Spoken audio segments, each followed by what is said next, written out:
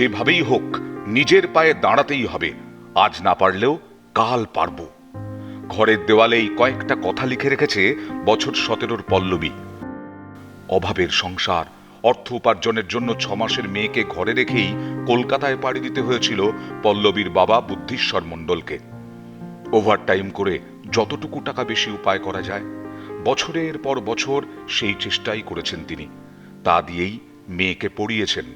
বলেছেন, পড়া থামাবি না, যা দরকার হবে আমি জোগাড় করে দেব।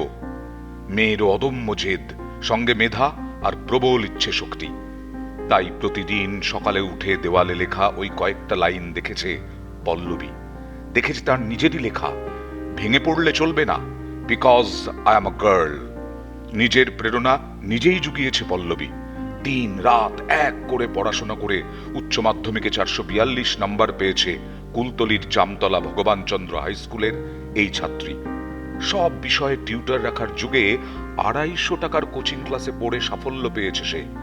দেখিয়ে দিয়েছে অর্থ না থাক, টিউটর রাখার সামর্থ্য না থাক, মেধা আর জেদ যদি থাকে, জীবনের সব বাধাই অতিক্রম করা যায়।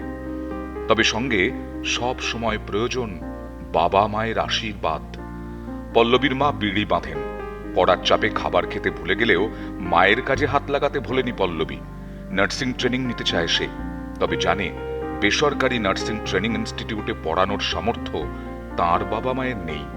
তাই সরকারি জায়গা থেকেই নার্সিং শিখতে চায় সে। সমাজের নানা চাপ রয়েছে, কিন্তু মেয়ের খুশির চেয়ে বড় যে কোনো কিছুই নয়। পল্লবীর বাবা মাও তাই চায় যেভাবেই হোক মেয়ের নার্সিং পড়ার স্বপ্নকে সফল করতে। কারণ পল্লবী যে প্রতিদিন ঘুম থেকে উঠে দেখে সেই লাইন, নিজের পায়ে দাঁড়ালে সেটাই হবে শ্রেষ্ঠ সুখ, আর তার জন্য স্ট্রাগল করতে হবে। পল্লবীর ভবিষ্যতের স্বপ্ন সফল হোক, এই কামনা করে নিউজ 18 বাংলা। মঞ্চে ডেকে নেব পল্লবী মণ্ডলকে।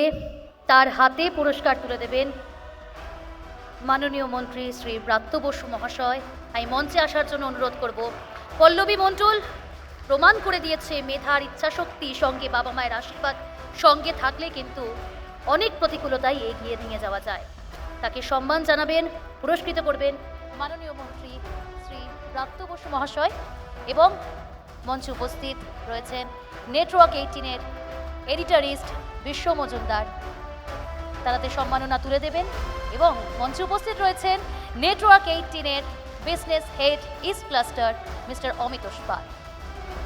মঞ্চে উপস্থিত পল্লবী মণ্ডল, যে প্রমাণ করে দিয়েছে বাবা মায়ের আশীর্বাদ, মেধা, ইচ্ছা শক্তি সমস্ত কিছুকে সঙ্গে নিয়েই নানা প্রতিকূলতা, ঝড় ঝাপটা সব কিছু পেরিয়ে যাওয়া যায় এই 4টে জিনিস যদি সঙ্গে থাকে। সম্মান পেয়ে তো খুবই ভালো লাগছে। পরবর্তীতে কি করার ইচ্ছা রয়েছে? এত প্রতিকূলতা পেরিয়ে গিয়েছো তুমি। পরবর্তীতে তো আমি চাই আমি নিজের পায়ে দাঁড়াতে, যেহেতু আমার বাবা মা, আমরা 2 বোন। তারপরে আমি চাই যে আমি ফার্স্ট সন্তান, আমি চাই যে আমি নিজের পায়ে দাঁড়াতে। বাবা মার আর্থিক অবস্থা তেমন ভালো না, আমি চাই বাবা মার সহযোগিতা করতে। চোখে জল চলে আসছে, খুব স্বাভাবিক বিষয়। এই ছোট্ট খুদে পড়ুয়া যারা দেখুন এত ঝড়ঝাপটা, বাধা, প্রতিকূলতা পেরিয়ে আজকে এই জায়গায় পৌঁছেছে। অনেক অনেক সুদৃঢ় হোক তোমার আগামীর পথ, এই কামনাই রইল।